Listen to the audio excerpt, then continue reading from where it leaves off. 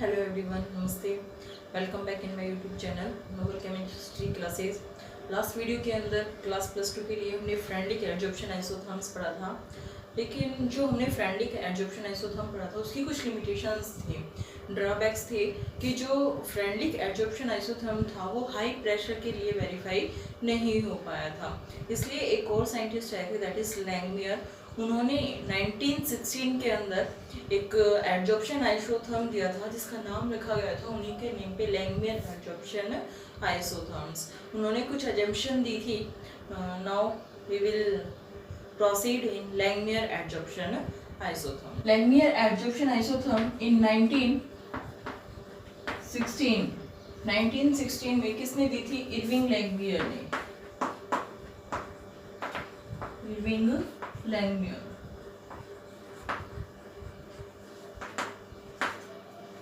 There are some assumption of Langmuir adsorption isotherm. Now, assumption of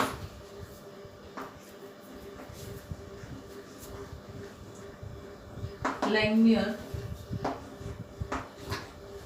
adsorption isotherm. Langmuir adsorption isotherm. Now the surface of solid is homogeneous. The surface of solid is homogeneous and has a fixed number of adsorption site.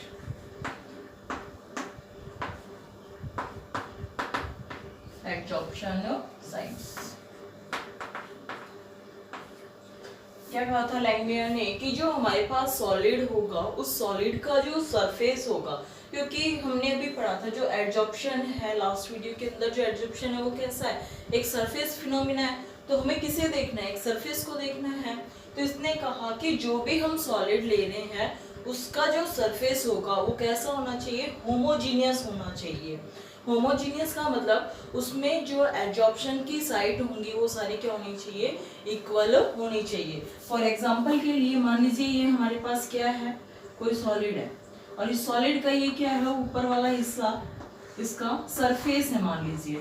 तो ये कह रहा है कि जो ये surface है, जो ये सॉलिड सरफेस है, ये होमोजीनियस मतलब सारा एक जैसा होना चाहिए।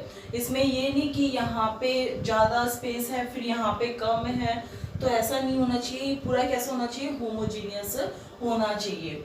And has a fix number of adsorption site, और इसके अंदर जो एडजॉर्प्शन साइट से है जिसके ऊपर एडजॉर्बेंट के ऊपर आके एडजॉर्ब होगा, उसके लिए क्या होना चाहिए? फिक्स नंबर ऑफ साइट्स होनी चाहिए। Now the second adsorption of Langmuir adsorption isotherm is each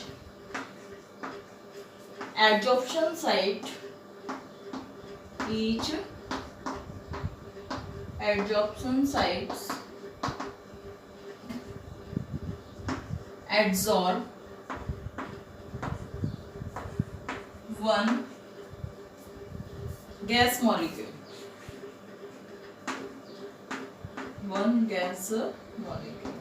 adsorption sites can adsorb, मतलब जो एडजॉर्प्शन साइट है वो कर सकता है एडजॉर्ब वन गैस मॉलिक्यूल, एक गैस मॉलिक्यूल को ही क्या कर सकता है? वो एडजॉर्ब कर सकता है। क्या है ये? अजम्पशन दिया था इसने लैंगमियर एडजॉर्प्शन आइसोथर्म्स के अंदर लैंगमियर ने। And next assumption is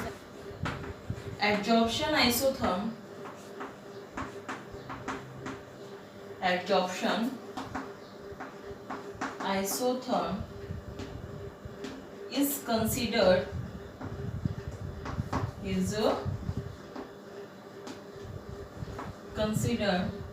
as a dynamic equilibrium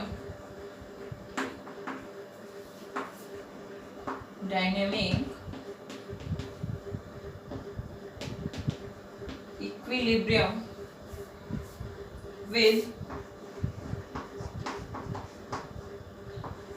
desorption isotherm. Desorption isotherm.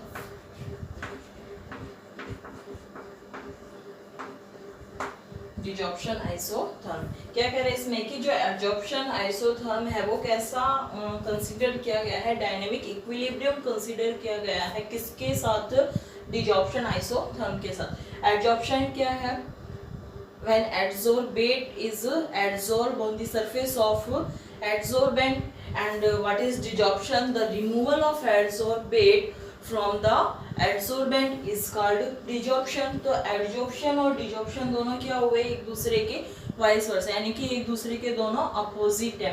For example के लिए अब इसने कहा कि जो इनका नेचर कंसीडर करेंगे, ये कैसे करेंगे, एक डायनेमिक इक्विलिब्रियम की तरह कंसीडर करेंगे। डायनेमिक इक्विलिब्रियम होता क्या है, फॉर एग्जांपल जैसे ये हमारे पास क्या है, एक सॉलिड है ना, ये हमारे पास क्या है, एक सॉलिड है और इस सॉलिड का ये क्या मान लिया हमने, सरफेस मान लिया, ठीक है। और यहाँ गैसियस मॉलिक्यूल्स हैं, यहाँ क्या है, ये गैसियस मॉलिक्यूल्स हैं। अब वो एड्सॉर्ब होंगे, गैसियस मॉलिक्यूल कहाँ पे होंगे, इस सरफेस के ऊपर होंगे, ये मान लिया। तो जो डायनेमिक इक्विलिब्रियम है यहाँ पे जो एड्सॉर्प्शन, तो क्या हुआ कि जो गैस मॉलिक्यूल एड्सॉर्ब हुई किसके ऊपर, सरफेस के ऊपर, लेकिन जितने गैस के मॉलिक्यूल्स सरफेस के ऊपर आके एड्सॉर्ब हो रहे हैं यहाँ से क्या हो गए, रिमूव हो गए। तो उस नेचर को क्या कहेंगे हम, डिजॉर्प्शन आइसोथर्म। फॉर एग्जांपल के लिए मान लीजिए यहाँ 1 2 3 4 5 और 6 गैस मॉलिक्यूल्स हैं इस सरफेस के ऊपर। तो मान लीजिए यहाँ से क्या हुआ, एक गैस मॉलिक्यूल आके और एक एड्सॉर्ब हो गया। तो यहाँ जैसे ही एड्सॉर्ब हुआ तो 7 हो गए, 7 होते ही क्या हुआ, एक तो यहाँ आया और एक इसमें से क्या चला गया, ऊपर, यहाँ ऊपर चला गया। तो वापस कितने बच गए भाई, एक आया था और एक चला गया। तो नेचर कैसा हो गया, इसे हम कहेंगे डायनेमिक इक्विलिब्रियम, कि एक आने से और दूसरा चला गया, मतलब रहने तो वही 6 है, 1 2 3 4 5 और 6। Now this nature is known as dynamic equilibrium.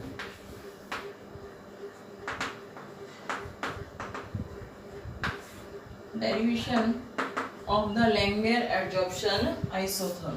Let this is a solid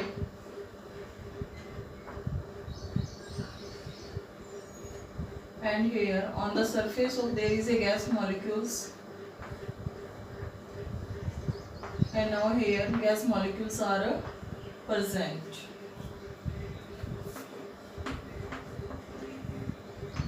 Theta be the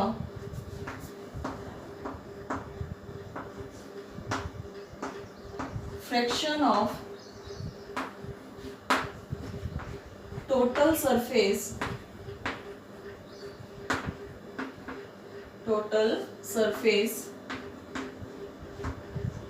covered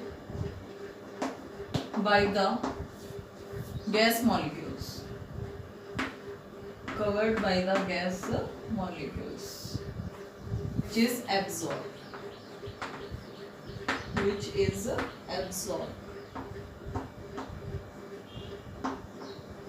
Now theta is equal to number of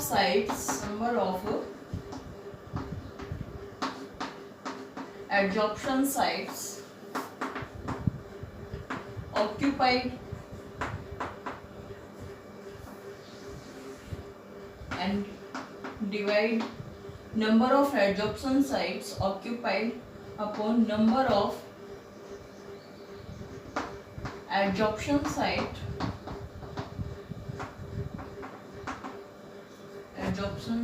available। मान लीजिए ये हमने क्या माना है कि सरफेस है, तो सरफेस कितना, मान लीजिए एक सरफेस है, ठीक है, सरफेस के हमारे पास एक है और कवर्ड सरफेस कितना है हमारे पास, covered surface that is equal to theta. Now bare surface यानी कि अनऑक्यूपाइड सरफेस कितना हो गया, इट मींस अवेलेबल स्पेस कितना है हमारे पास, अवेलेबल स्पेस या अवेलेबल सरफेस कितना है हमारे पास, ये 1 माइनस में थीटा है ना। तो now from here let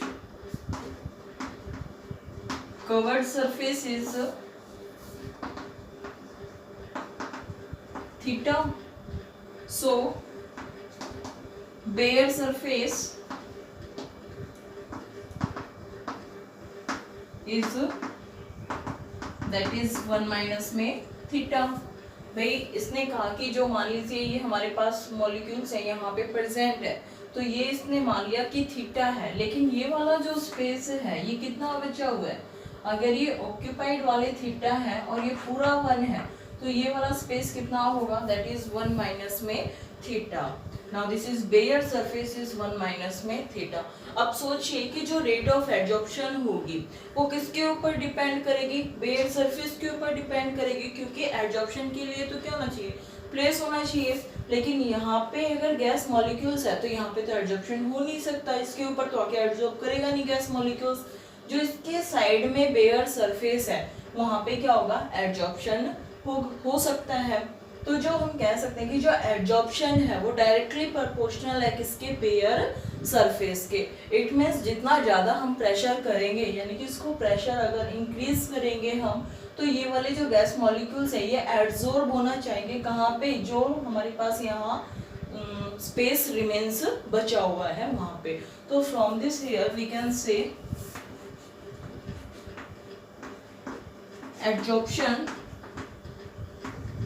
of sites is directly proportional to bare surface। bare surface के हमारे पास 1 minus theta and pressure, 1 minus theta and pressure. It means जो बेयर एडजॉर्प्शन है वो बेयर सरफेस के ऊपर इंक्रीज होगा जब प्रेशर इंक्रीज होगा। जैसे ही हम प्रेशर को इंक्रीज करेंगे तो जो बेयर सरफेस जो एडजॉर्प्शन है वो कहाँ टेक प्लेस होगा, बेयर सरफेस के ऊपर। Now and desorption of sides is directly proportional to, और डिजॉर्प्शन किसके इक्वल होगा, भाई डायरेक्टली किसके प्रोपोर्शनल होगा कि जो यहाँ एडजॉर्ब सरफेस जो गैस मॉलिक्यूल्स प्रेजेंट है यानी कि कवर्ड सरफेस के ऊपर, और कवर्ड सरफेस को हमने क्या माना है, थीटा माना है। यानी कि जो डिजॉर्प्शन है क्या, removal of adsorbate particle from the adsorbent. तो एडसोर्बेट पार्टिकल क्या है, गैस मॉलिक्यूल्स है, तो ये जितना यहाँ से रिमूव होंगे डिजॉर्प्शन उसकी क्या होगा, डायरेक्टली प्रोपोर्शनल की, मतलब यहाँ से अगर यहाँ पे कोई गैस मॉलिक्यूल है तो ही तो डिजॉर्प्शन होगा, removal of gas molecule from the surface of adsorbent. Now desorption of sides is directly proportional to the covered surface, that is theta. Now this is equation first and this is equation second. Adsorption of sides is equal to, यहाँ जब हम proportionality का sign हटाएंगे that is a constant is become k1 and 1 minus में theta is multiplied by p, and desorption of sides is equal to, proportionality का sign हटाएंगे तो constant आएगा that is k2, because k1 constant is here, now k2 is here is theta। और dynamic equilibrium हमने क्या पढ़ा था कि जितने गैस मॉलिक्यूल सरफेस के ऊपर आके एडसॉर्ब हो रहे हैं अगर वो उतने ही वहां से क्या हो जाए, डिसॉल्व हो जाए।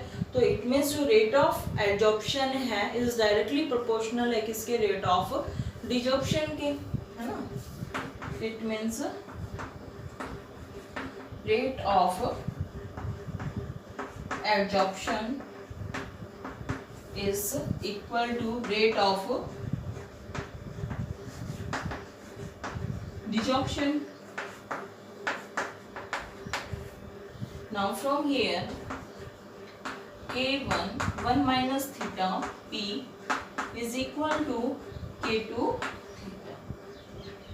Now from here K1P minus K1 theta P is equal to K2 theta. K1P minus K1 theta P is equal to K2 theta. अब थीटा थीटा वाले को एक साइड लेकर आएंगे हम. Now it becomes K1 P is equal to K2 theta plus K1 P theta. K1 P theta. ठीक है. K1 P is equal to theta is common here. Now this becomes K2 plus K1 P theta. है ना. And theta is from here. यहाँ पे ये theta से क्या multiply है, इक्वल के इस साइड आके क्या हो जाएगा, डिवाइड हो जाएगा.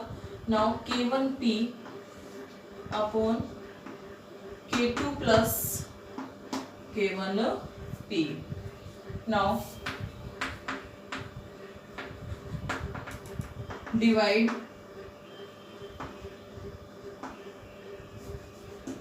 K2 on both numerator and denominator in right hand side.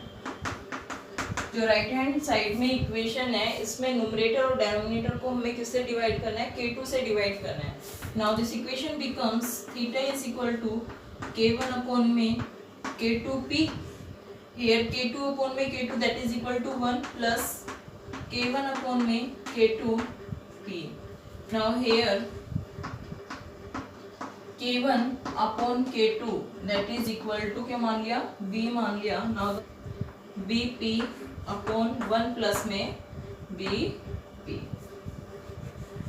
Y is equal to X upon M is equal to K theta is equal to AP upon 1 plus में BP where A is equal to KB. Why? And now equation is known as Langmuir adsorption isotherm. Langmuir adsorption isotherm. Y is equal to x upon में m.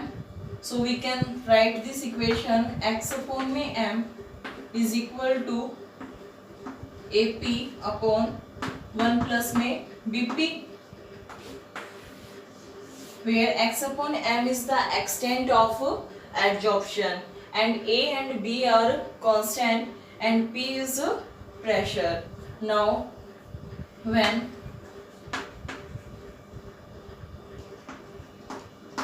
greater than 1, when pressure is greater than 1, now x upon में m becomes equal to, जब pressure बहुत ज़्यादा होगा 1 से तो 1 क्या होगा, इसमें नेग्लिजिबल होगा.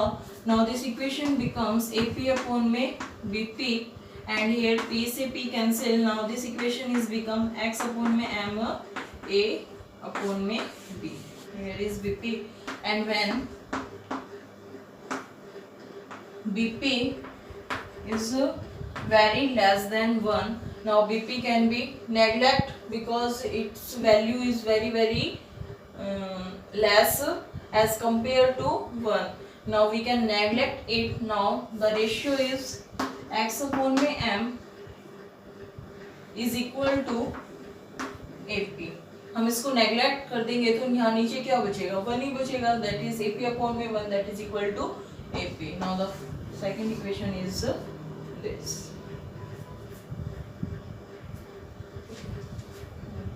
Now we plot a graph. Plot graph from this equation. From this equation, now that is y is equal to AP upon 1 plus में BP. Now P upon y, pressure is divided by this equation. Now here P upon AP upon 1 plus में BP. Now this equation becomes P upon Y 1 plus BP and upon AP. P से P cancel. Now this equation becomes P upon Y is equal to 1 upon A 1 plus BP. 1 upon A plus 1 upon BP. Now और simplify करेंगे, that is P upon Y is equal to, multiply करेंगे इसके अंदर 1 upon A plus B upon A and P.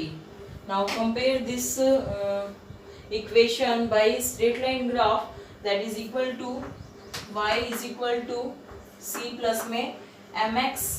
Now on y axis we have P upon Y. Now we plot a graph. This is y axis. Now here P upon Y. P upon Y. A is a point C which is intersect at y axis. Now from here adsorption is increase with increase of pressure.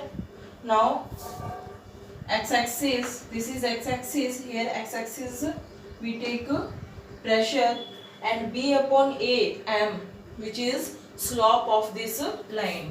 Now here slope of line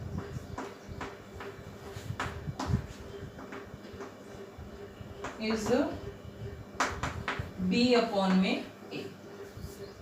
Now this is a plot, this is a graph for Langmuir adsorption isotherm. Now I hope video आपको समझ में आई होगी. अगर आप मेरे channel पर नए हैं पहले इसे सब्सक्राइब कर लीजिए और इसे ज़्यादा से ज़्यादा शेयर कीजिए. थैंक्स.